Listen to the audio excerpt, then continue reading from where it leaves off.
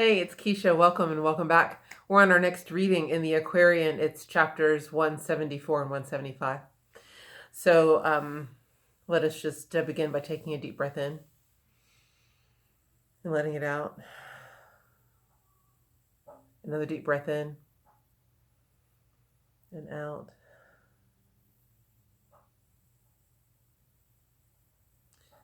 With each breath, just feel yourself becoming more and more present, withdrawing your attention from outside worries and cares, concerns. And begin to bring your vision and focus inward. You may even feel the need to pull your eyes back into the center of your head and pull your head back over the center of your body.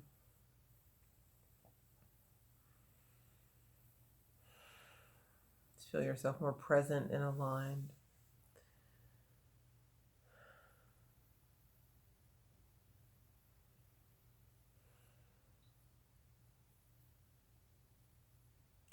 Notice how when you begin to draw your vision inward, you recognize the stark contrast of how much energy you're exerting outward without even thinking about it. So now just gently bring that energy back into yourself. Just feel it collecting. Just pull all of your energy back.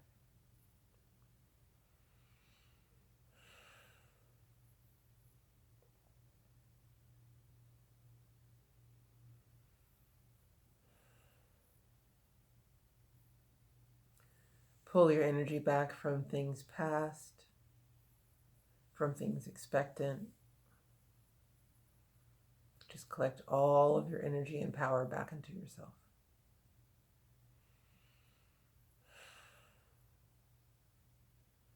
Feel yourself more solid like a sequoia. Straight, upright.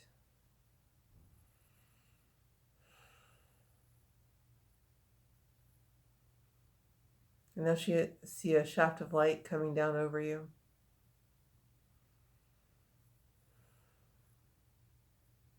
Breathe in that light.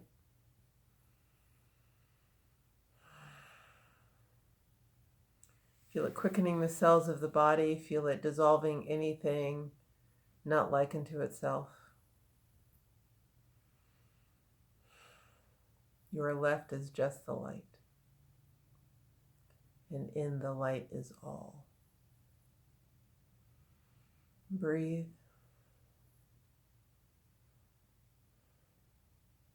And we'll lift up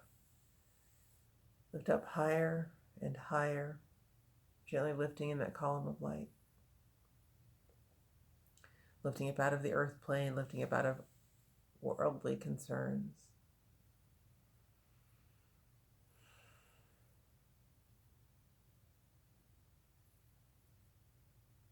When you're ready, come to a place of stillness and peace.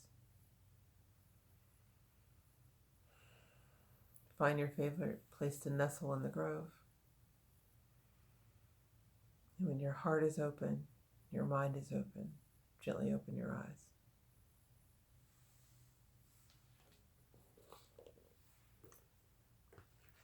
So, chapters 174, 175. Towards the evening of the resurrection day, two friends of Jesus, Zachas and Cleophas of Emmaus, 7 miles away, were going to their home. And as they walked and talked about the things that had occurred, a stranger joined their company. He said, "My friends, you seem discouraged and are sad. Has some great grief upon you come?" Cleophas said, "Are you a stranger in Judea, and know not of the thrilling things that have transpired here?" The stranger said, "What things? To what do you refer?" Cleophas said, "Have you not heard about the man from Galilee who was a prophet mighty in both word and deed? A man whom many thought had come to found again the kingdom of the Jews and drive the Romans from the city of Jerusalem and be himself a king?"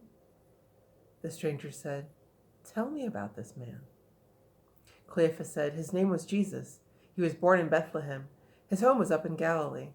He loved the people as he loved himself. He was, in truth, a master sent from God. For he had matchless power. He healed the sick and made the deaf to hear, the blind to see, the lame to walk, and even raised the dead. The Jewish scribes and Pharisees were jealous of his fame and power, and they arrested him. By perjured witnesses, they proved him guilty of a score of crimes. And on last Friday, he was taken to the place of skulls and crucified. He died and was buried in a rich man's tomb out in the garden of Siloam. This very morning, when his friends went to the tomb, they found it empty. The body of the Lord was gone. And now the news has spread abroad that he has risen from the dead. The stranger said, "Yes, I have heard about this man. But it seems strange that after all the things that Jewish prophets long ago foretold concerning him, that when he came, men knew him not. This man was born to demonstrate the Christ to men, and it is just to say that Jesus is the Christ. According to the word, this Jesus came to suffer at the hands of men, to give his life as a pattern for the sons of men, to rise from death, that men might know the way to rise from death." And then the stranger told the two disciples all about the law, the prophets, and the Psalms, and read to them a multitude of things that had been written of this man from Galilee.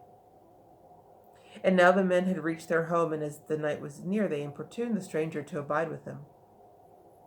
And he went in with them, and as they sat about the table at the evening meal, he took a piece of bread and blessed it in the name of Christ. And instantly their eyes were opened up, and they perceived that he, the stranger, was the Lord, the man from Galilee, that he is risen from the dead, and then the form of Jesus disappeared. When he had gone, the two disciples were amazed. They said, "Did not our hearts burn with delight while he was talking to us of the way and opening up the testimonies of the law, the prophets, and the Psalms?" Then Zachas and Cleophas went back to Jerusalem, and everywhere they went they said, "Lo, we have seen the Lord."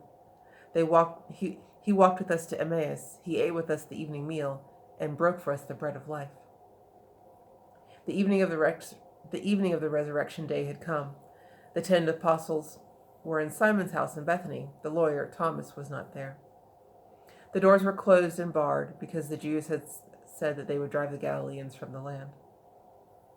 And as they talked, lo, Jesus came and stood forth in their midst and said, "Peace, peace." And the disciples shrank in fear. They thought it was a phantom that they saw. And Jesus said, "Why are you troubled thus? Why do you fear? I am no phantom form. I am your Lord, and I have risen from the dead. I often said, I will rise, but you believe me not. And now come here and see. A phantom has not flesh and bones and brawn like I possess. Come now and clasp my hands and touch my feet and lay your hands upon my head." And everyone came up and clasped his hands and touched his feet and laid their hands upon his head. And Jesus said, "Have you here anything to eat?" And they brought out a fragment of fish, and he ate it in the presence of them all, and then the 10 believed. Nathanael said, "And now we know that he is risen from the dead. He stands as surety of the resurrection of the dead." And Jesus disappeared. Now Mary, Martha, Ruth, and Lazarus were in their home, and they had heard the rumor that their Lord had risen from the dead. And Martha said, "It cannot be, for such a thing has never happened since the world began." But Mary said, "Did not the Lord bring back our brother from the dead? And he could surely bring himself to life again." And as they talked, the Lord stood in their midst and said, "All hail, for I am risen from the dead, first fruitage of the grave." And Martha ran and brought a chair in which the Lord had ever loved to sit. And Jesus sat down in the chair. And for a long, long time they talked about the trial, the scenes of Calvary, and of the garden of Siloam. And then Jesus said, "Fear not, I will be your boon companion all the way." And then he disappeared. Such a sweet little tour Jesus is on, right? I love the Zachas and Cleophas. Did not our hearts burn with delight while he was talking to us of the way and opening up the testimonies of the law, the prophets, and the Psalms? You can just feel the love that they were basking in when he says that. Jesus appears to the apostles in a locked room. If you notice, they made mention of the fact that the door was locked and barred because the Jews had threatened to expel the Galileans. So the door is obviously locked, and Jesus appears to them in the locked room. And he disappears as soon as Nathaniel pronounces that now we know that he is risen from the dead. He stands a surety of the resurrection of the dead. So once Nathaniel says that to the group, or expresses like that group thought, then Jesus is comfortable to leave, because he had to come back to show them, especially his resurrection, since they had been with him all this time, and yet they were so slow to believe. So of course he had to come back and show himself to them. But they made mention of the fact that Thomas was not there, so I imagine in subsequent chapters we're going to get another visit. And I love this, the phrase at the end, "Fear not, I will be your boon companion all the way." That's such a lovely and comforting thought. One to take with us until our next reading, I think. And until then, I love you. Bye then.